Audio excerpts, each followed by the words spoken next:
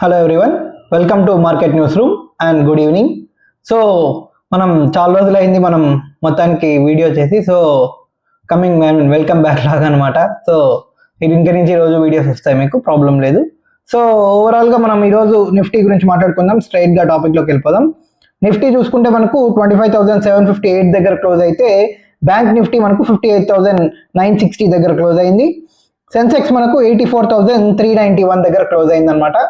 So బాగా correction వచ్చిందని చెప్పుకోవాలి. ఓవరాల్గా మనకు చూసుకుంటే యాక్చువల్గా 26,200 దగ్గర వరకు వెళ్ళిన మార్కెట్ మనకు అగైన్ 26,300 మనకు ఆల్ టైమ్ హై చేసింది కదా. అక్కడి నుంచి మళ్ళీ మనకు వెనక్కి వచ్చి అగైన్ అటెంప్ట్ చేసింది 26,200 దగ్గర. సో 26,200 నుంచి అగైన్ కరెక్షన్ వచ్చింది అనమాట 25,758. సో యాక్చువల్గా మనం చూసుకుంటే 25,780, 25,800 ఈ లెవెల్ దగ్గర మనకు ఖచ్చితంగా సపోర్ట్ దొరుకుతుంది అనుకున్నాము. మనకు 25,750 వరకు వచ్చింది కాబట్టి మనం చూడాలి. నెక్స్ట్ సపోర్ట్ మనకు 25,700 దగ్గర ఉంది.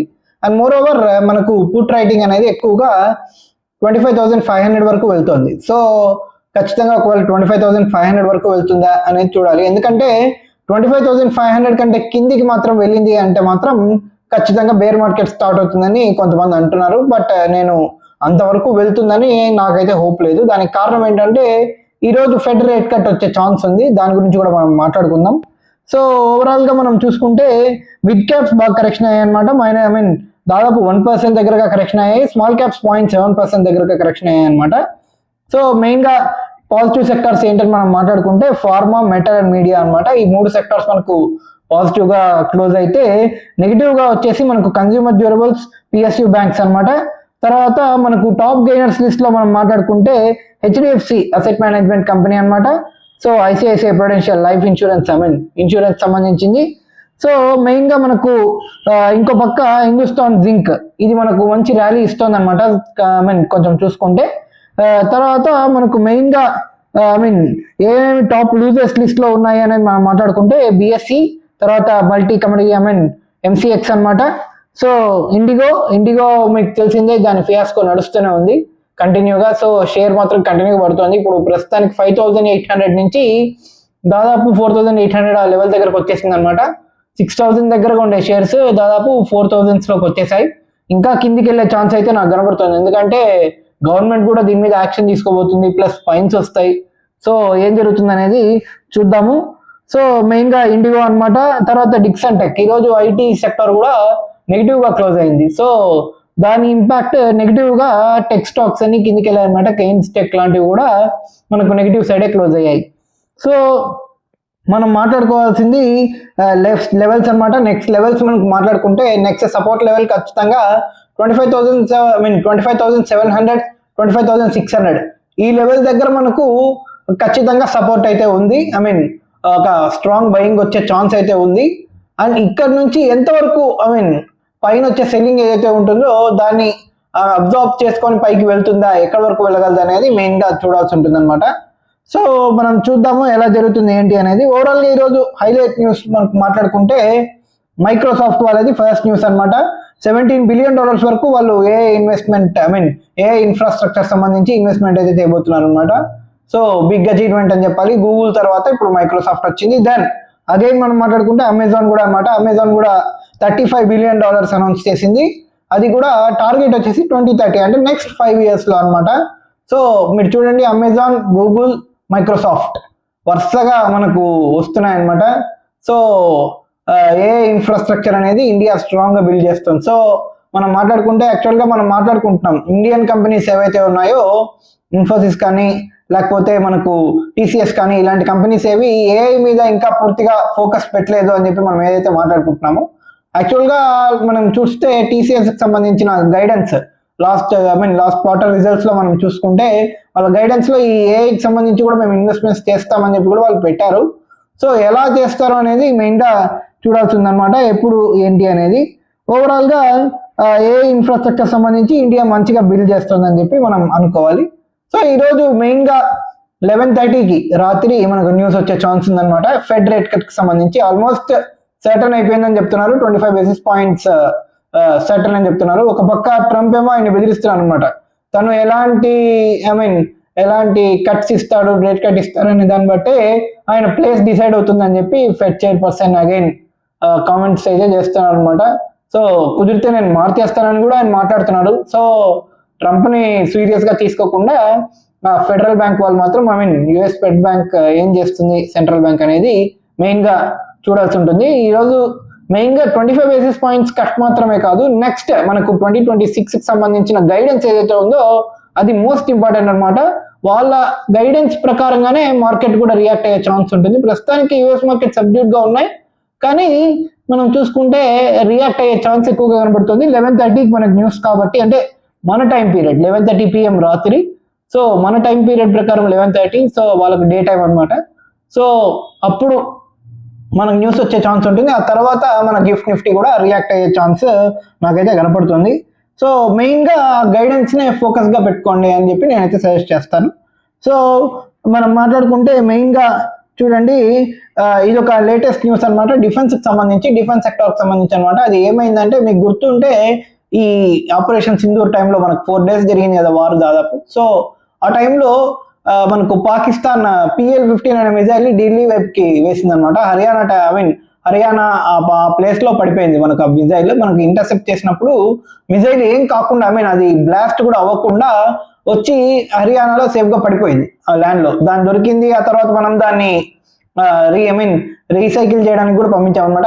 మనకు అది ఎలా తయారైంది, దాని కాంపోనెంట్స్ ఏంటి అనేది మెయిన్ గా ఏం చేస్తాము, దాన్ని ఎలా వాడుకోవచ్చు మనం అనేది, ఆ టెక్నాలజీ ఏదైతే ఉందో దానికి సంబంధించి చేయాలని మనం చూస్తున్నాం కదా. సో ఓవరాల్ గా ఇప్పుడు సిచ్యువేషన్ ఏంటంటే, దీని తర్వాత మనం టార్గెట్ పెట్టుకున్నాం అనమాట. మన ఓన్ మనకు ఎయిర్ డిఫెన్స్ సిస్టమ్ అనేది ఏదైతే ఉంటుందో దానికి సంబంధించి మనము వర్క్ చేసామన్నమాట. ఇప్పుడు న్యూస్ ఏం వస్తుందంటే లేటెస్ట్ గా ఇప్పటి వరకు ఢిల్లీని ప్రొటెక్ట్ చేసేది దీనికి సంబంధించి అన్నమాట, యుఎస్ కి సంబంధించిన దాని పేరు నజామ్స్ అనేది మనకు ఎయిర్ డిఫెన్స్ సిస్టమ్ అనమాట. సో ఆ ఎయిర్ డిఫెన్స్ సిస్టమ్ నుంచి మనం బయటకు వచ్చి ఇప్పుడు మనం own Indian made air defence system ని అరేంజ్ చేసుకుంటాం అనమాట, ఢిల్లీని సేఫ్ చేయడానికి. సో గుడ్ మూవ్ అని చెప్పుకోవాలి.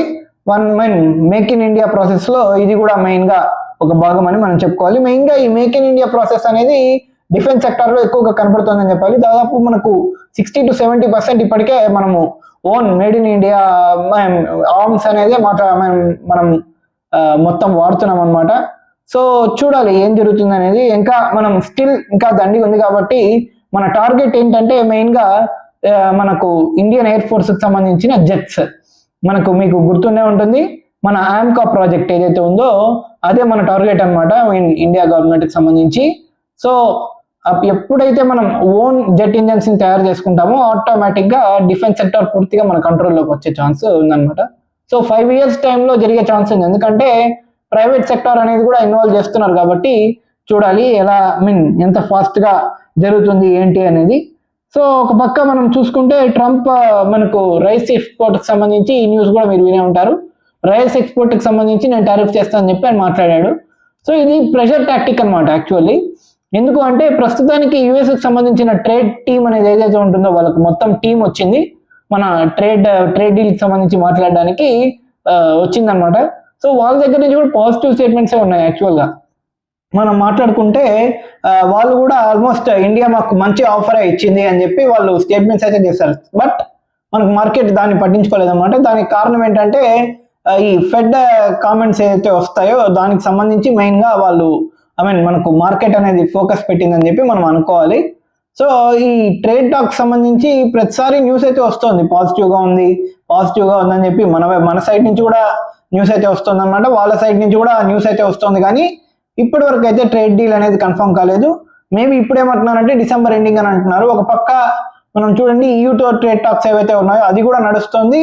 పైగా మనకు ఒక న్యూస్ అయితే వచ్చిందన్నమాట, ఇది ఇంకా కన్ఫర్మేషన్ లేదు. ఏంటంటే జెలెన్స్కీ ఇప్పుడు మనకు December 5th, 4th, 5th టైంలో మనకు పుతిన్ వచ్చి వెళ్ళారు. సో ఇప్పుడు నెక్స్ట్ జెలెన్స్కీ కూడా ఇండియా వస్తున్నారు అని చెప్పి న్యూస్ అయితే వస్తుంది, అది ఇంకా కన్ఫర్మేషన్ లేదు. సో ఒకవేళ జెలెన్స్కీ కూడా వస్తే ఎలా జరుగుతుంది అనేది మెయిన్ గా చూడాలన్నమాట. ఎందుకంటే ఒక పక్క ట్రంప్ ఏమో పీస్ టాక్స్ అనేది మాట్లాడి పీస్ డీల్ అని ఇచ్చి మొత్తానికి ఒక రకంగా లొంగిపోమని చెప్తున్నారు ఇండైరెక్ట్ గా. మనకు ఇండైరెక్ట్ గా ఏముంది, నేను ఆల్మోస్ట్ ఆ డీల్ చూస్తే మనకు డైరెక్ట్ గానే ఐ మీన్ ఇన్ని చేత కాదు, నువ్వు యుద్ధం చేయలేవు అని చెప్పి జెలెన్స్కీ అంటున్నట్టే ఉంది. సో ఏం జరుగుతుంది ఏంటనేది చూడాలన్నమాట. ఇప్పుడు మన మీద పడ్డాడు ఏంటంటే, అక్కడ అగ్రికల్చరల్ లాబీ అని ఉంటుంది అమెరికాలో. సో వాళ్ళని హ్యాపీ చేయడానికి ఇప్పుడు ఇండియా గుర్తొచ్చింది అనమాట. మనము రైస్ ఎక్స్పోర్ట్ చేస్తున్నాము అమెరికాకి అని చెప్పి. సో ట్రంప్ డేటా చూడడం మరి ఏంటో తెలియదు, కానీ ఇండియా ఒక్క అమెరికాకే కాదు 172 కంట్రీస్కి మొత్తం మనం రైస్ సప్లై చేస్తాము. సో పైగా బాస్మతి రైస్ ఏదైతే ఇక్కడ ఇండియాలో పొందుతుందో అక్కడ మంచి డిమాండ్ ఉందన్నమాట. సో ఏం జరుగుతుంది ఏంటనే చూడాలి. మొత్తం మిడిల్ ఈస్ట్ ఈ కంట్రీస్ అన్నిటికీ మనమే అనమాట మెయిన్ ఎక్స్పోర్టర్. సో ఒకవేళ ఐ మీన్ ట్రంప్ నేను టారిఫ్ చేస్తానని చెప్పినా మనకు పెద్ద ఫరక్ పడదని చెప్పాలి. సో చూడాలన్నమాట ఏం జరుగుతుంది ఏంటనేది. టారిఫ్ చేస్తానన్నాడు, మన వాళ్ళు అయితే డైరెక్ట్గా ఇంకా వేసుకోమనే చెప్తారనమాట. ఎందుకంటే మనకు చాలా మార్కెట్స్ ఉన్నాయన్నమాట ఈ అగ్రికల్చరల్ సెక్టర్కి సంబంధించి. పైగా మెయిన్గా రైస్కి సంబంధించింది అయితే దాదాపు మనకు 172 కంట్రీస్ ఉన్నాయి కాబట్టి అమెరికా అనేది చాలా చిన్న పోర్షన్ అనమాట. దాదాపు మన ఎక్స్పోర్ట్స్లో 3% కూడా ఉండదు. సో దాన్ని కూడా మనం తగ్గించేసుకోవచ్చు కావాలంటే. సో పెద్ద ప్రాబ్లం ఏం కాదనమాట. సో ట్రంప్ ఏమో టారిఫ్ వేస్తానంటున్నాడు. ఇది ఏంటంటే ఒక రకంగా నాకు ఇప్పుడు ప్రస్తుతానికి ఆ ట్రేడ్ టీం ఏదైతే వచ్చిందో, వాళ్ళ టీం ఏదైతే వచ్చిందో మాట్లాడడానికి, సో ఆ టీం త్రూ మనం ఇంకా వాళ్ళు ఇంకా ప్రెషరైజ్ చేసేటట్టు మనల్ని ఆ టాక్టిక్ అనమాట. మీరు ఒకవేళ మా ట్రేడ్ టాక్స్ కి మాకు పాజిటివ్ గా ఉండకపోతే మేము మీకు ఇంకా టారిఫ్ చేస్తాము అని చెప్పి ఒక రకంగా ఇండియాని బెదిరించడం అనమాట. సో ఇండియా పెద్దగా పట్టించుకోదన్నమాట దాన్ని. ఇది వరకు ఏ డీల్ అయితే ఇచ్చారో ఇప్పుడు కూడా అదే డీల్ ఇస్తున్నారని చెప్పి అంటున్నారు. సో చూడాలి ఏం జరుగుతుంది ఏంటి అనేది. ఒక పక్క మనకు రిపీ చూస్తే కొంచెం స్ట్రెంగ్ అయింది. 90.3 వరకు వెళ్ళిన రూపీ మనకు తిరిగి వచ్చిందన్నమాట. 89.9 దగ్గరకు వచ్చింది, కొంచెం స్ట్రెంగ్ అయింది. సో ఇది ఇంకా స్ట్రెంగ్ అయ్యి బిలో 89 దగ్గరికి కనుక ఎప్పుడైతే వస్తుందో ఆటోమేటిక్ గా కొంచెం ఎఫ్ఐ బయింగ్ పెరిగే ఛాన్స్ ఉందన్నమాట. ఈ రోజు కూడా చూడండి ఎఫ్ఐఎస్ దాదాపు 1650 crores అమ్మారు. మనకు డిఐఎస్ యాజ్ తీసుకుంటూనే ఉన్నారు అనమాట. 3750 crores కొన్నారు. సో మనకు ఎఫ్ఐ బయింగ్ ఎప్పుడైతే రావాలి అని మనం అనుకుంటామో ఆటోమేటిక్గా రూపీ ఎప్పుడైతే మనకు స్ట్రెంగ్ అవుతుందో ఆటోమేటిక్గా మనకు ఎఫ్ఐ సెల్లింగ్ అనేది కాస్త తగ్గే ఛాన్స్ అయితే నాకు కనబడుతుంది. ఆర్ మనం వైస్ వర్సా కూడా అనుకోవచ్చు. ఒకవేళ వాళ్ళు బయింగ్ కూడా స్టార్ట్ అవుతే ఆటోమేటిక్గా రూపీ కొంచెం స్ట్రెంగ్ అయ్యే ఛాన్స్ అయితే కనబడుతుంది. బట్ ఇది ఇంటెన్షనల్ గా చేశారా, ఒకవేళ మనం కావాలనే కరెన్సీని కొంచెం డివాల్యూ చేయించి ఎక్స్పోర్ట్ వాల్యూ పెంచడానికి చేశారా అనేది కూడా మనం మెయిన్ గా చూడాల్సిందనమాట. గవర్నమెంట్ నుంచి ఇప్పటి వరకు ఎలాంటి క్లారిఫికేషన్ అయితే దీనికి సంబంధించి లేదు, కానీ కావాలనే ఇంటర్వ్యూ అవ్వలేదు ఆర్బీఐ గవర్నమెంట్ రెండు అని చెప్పి కొంతమంది ఎక్స్పర్ట్స్ మాట్లాడుతున్నారు. సో చూడాలన్నమాట వాళ్ళు ఏం క్లారిఫికేషన్ ఇస్తారు, ఎలా ఉంటుంది అనేది. ప్రస్తుతానికైతే కొంచెం స్ట్రెంత్ అయ్యి 89 దగ్గరకు వచ్చింది, 89.9. సో చూడాలి ఏం జరుగుతుంది ఏంటి అనేది. సో ఇదన్నమాట ఈరోజు మార్కెట్ హైలైట్స్ అనేది. చివరిదాకా వీడియోని చూసిన వాళ్ళందరికీ థ్యాంక్ యూ సో మచ్. మా కంటెంట్ మీకు నచ్చినట్టయితే లైక్, షేర్ చేసి సబ్స్క్రైబ్ చేయండి. మళ్ళీ రేపు మార్కెట్ అనాలిసిస్ వీడియోలో మళ్ళీ కలుద్దాం. Until then, take care, bye bye and good night.